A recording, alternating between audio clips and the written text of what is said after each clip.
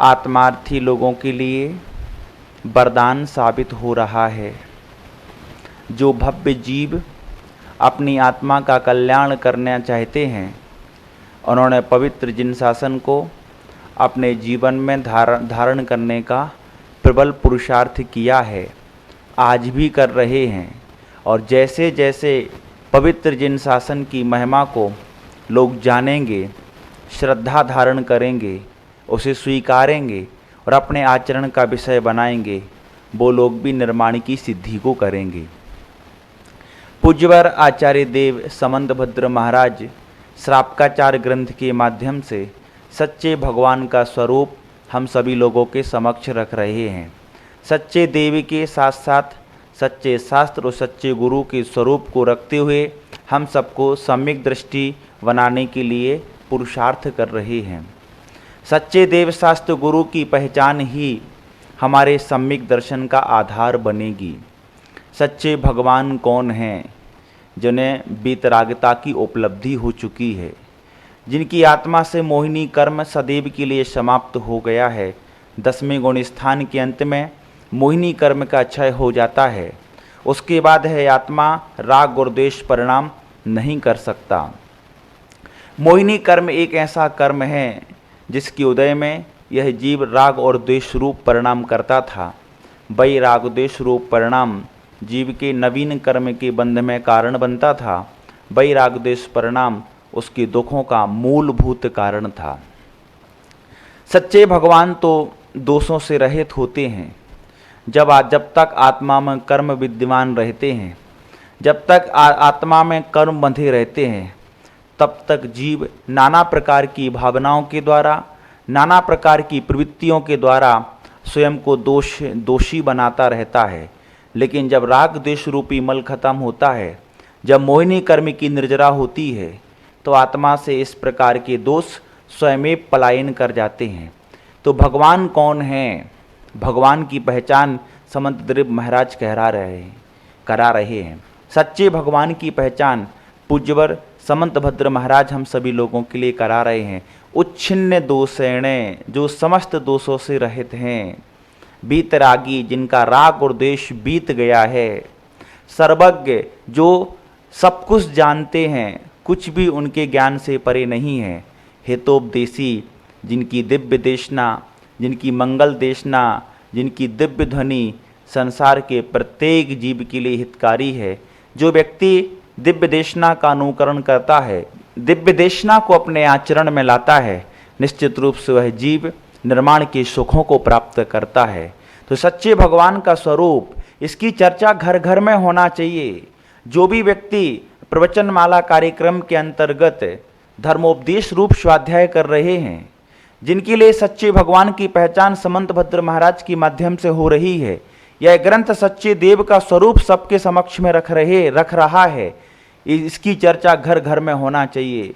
हर व्यक्ति आपस में एक दूसरों से बताए, आज मैंने सच्चे भगवान के स्वरूप को जाना है, जिसके अंदर वीतरागता है, जो सर्वज्ञ, जो हित का उपदेश देते हैं, जो काम क्रोध मोह राग द्वेष आदि विकृत परिणामों से रहित हैं, वीतरागी हैं, वही सच्चे देव हैं। हर व्यक्ति एक दूसरों से इसकी चर्चा करे और इस बात का निर्णय करे, आज से हमारे आराध्य तो जिनेंद्र देव ही रहेंगे, जिसने राग द्वेष काम आदिक जीते सब जग जान लिया, सब जीवों को मोक्ष मार्ग का निष्प्रय हो उपदेश दिया। ये पंक्तियां जो मेरी भावना की प्रारंभिक 4 पंक्तियां हैं, इनका आप चिंतन करिए, इनका बार बार स्मरण करिए और सच्चे भगवान के प्रति अपने अंदर प्रगाढ़ श्रद्धा का सृजन करिए। तब जाकर के हम स्वयं को सम्यक दृष्टि बना पाएंगे। आगे के श्लोक में पूज्यवर आप तो को और किन किन नामों से इस जगत में जाना जाता है, उसकी चर्चा आगे के श्लोक के माध्यम से यहाँ कर रहे हैं। परमेष्टि परम ज्योतिर विरागो बिमलाह कृति सर्वज्ञो नादि मध्यांतः सारवा शास्तोपलाल्यते। यहाँ पर कह रहे हैं आप तो को हम परमेष्टि के माध्यम से भी जानते हैं। परमेष्टि कौन होते हैं? जो परम पद में स्थित हैं। परमेष्टि कौन होते हैं? बड़े बड़े राजा महाराजा इंद्र आदि भी जिन्हें नमस्कार करते हैं। ऐसे उत्कृष्ट पद पर आसीन, ऐसे परम पद पर आसीन जो परमेष्टि हैं, हाँ, वो वही आप्त हैं, उनको हम, उन्हीं आप्त को हम परमेष्ठी के रूप में जानते हैं। इसलिए पंच परमेष्ठी भगवान का जब हम स्मरण करते हैं, पंच परमेष्ठी भगवान का जब हम गुणानुवाद करते हैं, तो आप्त का भी गुणानुवाद हो जाता है। गुणानुवाद करते समय एक भाव रखना है कि जो गुण भगवान आप में प्रकट हुआ है, वही गुण मेरे जीवन का आधार बने, वही गुण मेरी आत्मा में प्रकट हो। उस गुण को प्राप्त करने के लिए जो प्रबल पुरुषार्थ हमें करना है, वो पुरुषार्थ की दिशा में मैं आगे बढ़ूं। इस भावना के साथ हमें गुणों की वंदना करना है, इस भावना के साथ हमें उन गुणों की आराधना करना है। आचार्य उमा स्वामी महाराज ने बहुत अच्छा दृष्टिकोण श्रावक के लिए दिया है। जब भी हम आप्त को नमस्कार करें, जब भी हम भगवान को नमस्कार करें, एक दृष्टिकोण अपने अंदर, उस दृष्टिकोण का संचार हमारे अंदर होते रहना चाहिए। वंदे तद्गुण लब्धये, आपकी वंदना आपके गुणों की प्राप्ति के लिए है। हे आप्त, हे भगवान, हे परमात्मा, हे जिनेन्द्र देव, हे उत्कृष्ट आत्मा, हे वितरागी भगवान, हे सच्चे देव, एक ही भावना है, वंदे तद्गुण लब्धये, आपके गुणों की प्राप्ति मुझे हो। इसी भाव से मैं आपको नमस्तु कर रहा हूं और मेरी कोई सांसारिक अपेक्षा नहीं है। तो पूज्यवल लिख रहे हैं, परमेष्ठी जो परम पद में स्थित हैं वो आप्त हैं। फिर लिख रहे हैं परम ज्योति, जिन्होंने उत्कृष्ट ज्योति को प्राप्त कर लिया है, जिन्होंने केवल ज्ञान को प्राप्त कर लिया है, जिनके ज्ञान ने जगत की अज्ञानता को खत्म किया है, जिनके ज्ञान ने स्वयं की अज्ञानता को सदैव के लिए समाप्त कर दिया है, जिस केवल ज्ञान ने, जिस परम ज्योति ने छद्मस्तपना सदैव के लिए खत्म कर दिया हो, जो केवल ज्ञान आत्मा का स्वाभाविक ज्ञान है, जिस ज्ञान की उत्पत्ति होने पर सारे क्षयक्षमिक ज्ञान स्वतः ही समाप्त हो गए हो, उस परम ज्योति के जो द्वारा उन्होंने आत्मा और शरीर के अंतर को दुनिया के सामने रखा, उस परम ज्योति के कारण से उन्होंने संसार की असारता को जगत के सामने रखा, उस परम ज्योति के कारण से उन्होंने वस्तु की अनित्यता को जगत के सामने रखा, उसी परम ज्योति के कारण से उन्होंने आत्मा की नित्यता को दुनिया के सामने रखा। वो परम ज्योति सदैव वंदनीय है। आचार्य अमृतचंद सूरी महाराज ने तो पुरुषार्थ सिद्धि उपाय जो ग्रंथ है उसके मंगलाचरण में इसी परम ज्योति की वंदना की है, इसी परम ज्योति को नमस्कार किया है, इसी परम ज्योति को प्राप्त करने के लिए, ये परम ज्योति मेरी आत्मा में प्रकट हो, इसको प्रकट करने के लिए उन्होंने भगवान की वंदना की है, भगवान का गुणानुवाद किया है, भगवान को नमस्कार किया है। तो जो परमेष्ठी के रूप में हैं वो आप्त हैं, जो जिन्होंने परम ज्योति प्राप्त कर ली है, केवल ज्ञानी है वो आप्त हैं। विरागा, जिनका राग खत्म हो गया है। मैंने पूर्व में भी आपको कहा, ये राग द्वेष परिणाम मोहिनी कर्म के उदय से होते हैं, और जब आत्मा में मोहिनी कर्म है ही नहीं तो ना किसी से राग ना किसी से द्वेष भाव। हम सभी लोगों को इस मोहिनी कर्म को क्षय करने का पुरुषार्थ करना चाहिए। मैं आपको बताना चाहता हूं, इस जीव को मोक्ष जाने के लिए 8 कर्मों का क्षय करने के लिए पुरुषार्थ नहीं करना पड़ता है। मात्र मोहिनी कर्म का क्षय कर दो, सारे कर्म तो अपने समय की स्थिति के हिसाब से निर्जरा को प्राप्त हो जाते हैं, उनके लिए कोई प्रबल पुरुषार्थ नहीं करना पड़ता है। और इस मोहिनी कर्म की कड़ियों को तोड़ना है तो अपने जीवन से, अपने व्यवहारिक जीवन से, अपनी मन की परिणति से, अपने वचनों की परिणति से, अपने काय की परिणति से इस राग द्वेष की धारा को कम करना पड़ेगा। इस राग द्वेष से स्वयं को बचाना पड़ेगा। राग द्वेष मेरी आत्मा का स्वभाव नहीं है, मेरी आत्मा का स्वभाव तो ज्ञाता दृष्टा है। जब तक व्यक्ति स्वयं से बात नहीं करता है, स्वयं अपने मन में चिंतन नहीं करता है कि राग द्वेष परिणाम जो मैं कर रहा हूं ये तो शत्रु हैं। बाहुबली भगवान का हम अर्घ पढ़ते हैं, हूं शुद्ध निराकुल सिद्धोसम, भवलोक हमारा बासाना, रिपुराग रुदेश लगे पीछे, यातेश पद को पाया ना। आज हम मोक्ष क्यों नहीं प्राप्त कर पाए? क्योंकि इन राग द्वेष परिणामों ने हमें मोक्ष से वंचित रखा। ये राग द्वेष परिणामों ने हमें मोक्ष से कोसों दूर रखा है। जब तक राग द्वेष की डोरियां हमारे जीवन में रहेंगी तब तक हम निरंतर भाव का भ्रमण करते रहेंगे। राग द्वेष द्वि दीर्घा नेत्राकर्षण कर्मणा इत्यादि चर्चा आचार्य पूज्यपाद स्वामी ने स्टोपदेश ग्रंथ में की है।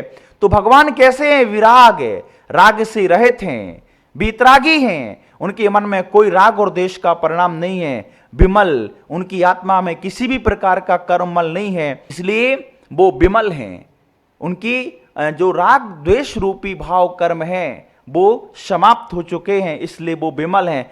कृति का अर्थ है कृत हो चुके हैं, अब करने लायक कोई काम नहीं है, करने लायक अब कोई पुरुषार्थ नहीं है। जो प्रबल पुरुषार्थ करना था आत्म स्वभाव की प्राप्ति का, जो प्रबल पुरुषार्थ करना था आत्मज्ञ बनने का, जो प्रबल पुरुषार्थ करना था कर्मों का क्षय करने का, वो कर्मों का क्षय करने से वो कृत हो गए हैं। एक कृति भी उनका एक विशेषण इन्होंने यहां पर लिखा है। इस श्लोक में उन्होंने कुल मिलाकर के 8 विशेषण दिए हैं, जिसमें से पहला विशेषण है परमेष्टि, दूसरा विशेषण है केवल ज्ञानी, तीसरा विशेषण है विराग, चौथा विशेषण है विमल, पांचवा विशेषण है कृति, छठवां विशेषण है सर्वज्ञ। सब कुछ जानते हैं, सभी द्रव्यों को, सभी पदार्थों को, सभी उनके गुणों को, सभी उन्हीं पर्यायों को। ऐसे सर्वज्ञ जो भूतकाल संबंधी, भविष्य काल संबंधी, वर्तमान काल संबंधी अनंतों पर्यायों के ज्ञाता हैं। अनंतों पर्याय एक साथ उनके ज्ञान में स्पष्ट झलकती हैं, उसके लिए उन्हें कोई पुरुषार्थ नहीं करना पड़ता है, वो स्वयमेव झलकती हैं। ऐसे सर्वज्ञ के नाम से भी आप्त जगत में प्रसिद्ध हैं, जो आदि मध्य और अंत से रहित, जिनका कोई आदि नहीं है, जिनका कोई मध्य नहीं है, जिनका कोई अंत नहीं है। अनंत कालों से सर्वज्ञ हुए हैं, आज भी हैं और आने वाले समय में होते रहेंगे। अनंत कालों से आप्त हुए हैं, आज भी हैं। आज इस क्षेत्र में नहीं है तो क्या हुआ? विदेश क्षेत्र में तो 20 तीर्थंकर हैं कि नहीं है? भरत क्षेत्र के जो विजयार्थ आदि पर्वत हैं वहां है कि नहीं है? बिल्कुल हैं। तो वो आदि मध्य और अंत से रहित हैं। अंत में लिखा है सार्वा, सभी का हित करने वाले हैं, जिनकी वाणी से जगत का कल्याण हो जाता है, जिनकी वाणी से संसार की कड़ियां टूट जाती हैं, जिनकी वाणी से घोर मिथ्यात्व खत्म हो जाता है, जिनकी वाणी से मिथ्या मार्ग सदैव के लिए समाप्त हो जाता है, जिनकी वाणी से आत्मा में अहिंसा और वीतरागता जैसे विलक्षण गुणों की प्राप्ति हो जाती है। सर्वहित करता है, सभी का हित करने वाले हैं, जिनकी दिव्य देशना से अनादि काल से आज तक कितने सारे जीवों ने अपने संसार के मार्ग को त्याग करके निर्माण की सिद्धि की है। ये जिनेंद्र भगवान के उपदेश का ही परिणाम है। इसलिए जिनेंद्र वाणी जहां भी सुनने को मिले, वीतराग भगवान के केवल ज्ञान से निश्रित जो दिव्य देशना है वो निश्चित रूप से जगत का कल्याण करने वाली है। आने वाले श्लोक में आचार्य महाराज जब सच्चे शास्त्रों का स्वरूप रखेंगे तब जाकर के आपको पता चलेगा भगवान की वाणी कितनी बहुमूल्य है, भगवान की वाणी से हमें कितना लाभ है, भगवान की वाणी का कितना प्रभाव है। वो आने वाले श्लोकों में आपको मिलेगी। निश्चित रूप से मैं उस पर भी बहुत विस्तृत चर्चा आप सभी लोगों के समक्ष करूंगा। तो इन आप्त को हम इन 8 विशेषणों के माध्यम से जानते हैं। इन पर श्रद्धा करना है, इनके प्रति बहुमान का भाव रखना है, इनका इसी रूप में गुणानुवाद करना है, निश्चित रूप से हमारे लिए मंगलकारी सिद्ध होंगे। मैं आप सभी लोगों को कहना चाहता हूं, जब भी हम भगवान का गुणानुवाद करते हैं, भगवान की पूजन करते हैं, भगवान के गुणों की महिमा गाते हैं, तो जितने हम विशेषण उनके साथ लगा सकें उतने लगाना चाहिए, उतना ही हमारी वो धर्म की क्रिया और भी अतिशयकारी सिद्ध हो जाती है। जगत पूज्य निर्यापक महाश्रमण मुनि पुंगव श्री सुधा सागर जी महाराज, जिनका चिंतन, जिनका दृष्टिकोण अलौकिक होता है, उसका कोई मुकाबला नहीं है दूर दूर तक। पूज्य गुरुदेव ने एक दिन प्रवचन में कहा था कि भगवान के साथ है, भगवान के गुणानुवाद में, भगवान की महिमा गाते समय हम जिन जिन विशेषणों का प्रयोग करते हैं वो सारे गुण एक ना एक दिन हमारे अंदर स्वयं प्राप्त हो जाते हैं। कौन कौन से गुण, कौन कौन से विशेषणों के साथ हम उनकी स्तुति करें, उनकी भक्ति करें, उनका गुणानुवाद करें।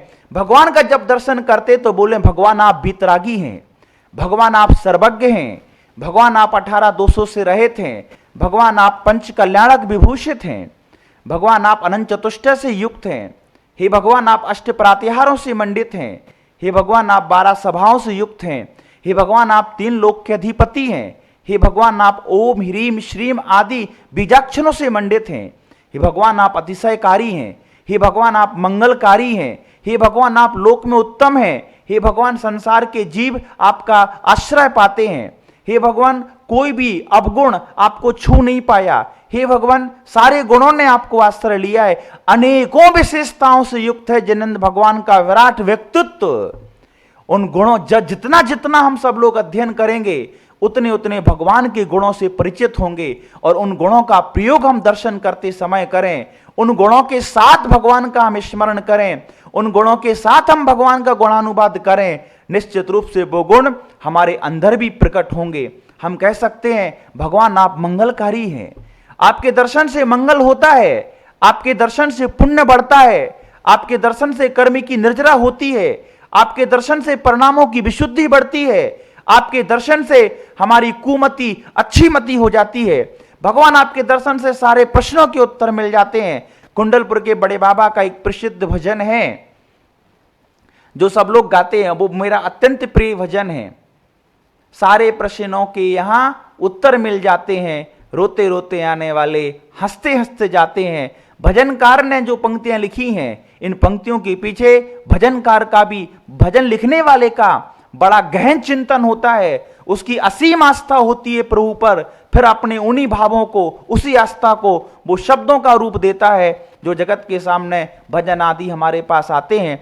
इनमें भी बहुत गहन भाव छिपा होता है, इनके माध्यम से भी हम उनकी स्तुति कर सकते हैं।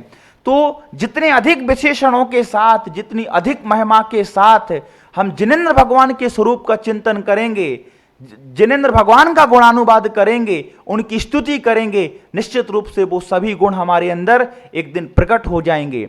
और भी हम वर्तमान में कैसे अपने पुरुषार्थ को प्रबल कर सकते हैं।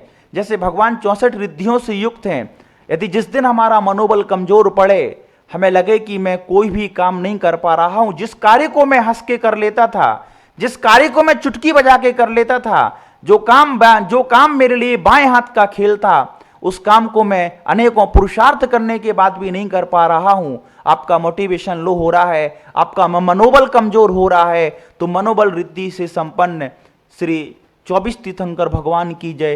किसी भी तीर्थंकर जो आपके मंदिर के मूल नायक हों और जिनके प्रति आपकी विशेष भक्ति, श्रद्धा, समर्पण हो, उन भगवान का नाम लेकर के मैं तो हमेशा यही करता हूं। संबेश शिखर 13पंथी मंदिर परिसर में चिंतामणि पारसनाथ भगवान की बहुत अतिशयकारी प्रतिमा है।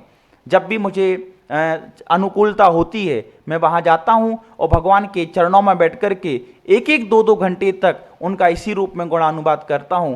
हे भगवान आप मनोबल रिद्धि से संपन्न हैं, हे भगवान आप वचन बल रिद्धि से संपन्न है, हे भगवान आप कायबल रिद्धि से संपन्न है, हे भगवान आप सर्वौषधि रिद्धि से संपन्न है। और उनके जो भी गुण हमने आज तक ग्रंथों में पढ़े हैं या जो मैंने मुनि वृंदों से सुने हैं या जो मुझे शास्त्रों में उनके विशेषण पढ़ने में आए हैं, जितने भी मेरी स्मृति में बने रहते हैं, मैं उन गुणों के साथ उनका गुणानुवाद करता हूं।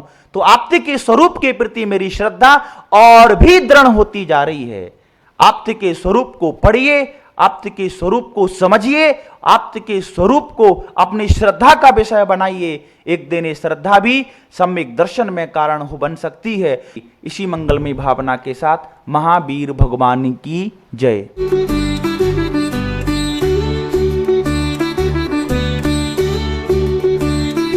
हर सुबह एक अवसर है अपने मन को शांत करने का और अपनी आत्मा को निर्मल बनाने का, क्योंकि जब प्रातःकाल तीर्थंकरों की प्रतिमा पर प्रवाहित होती है जलधार, तो जीवन में होता है पवित्रता का संचार।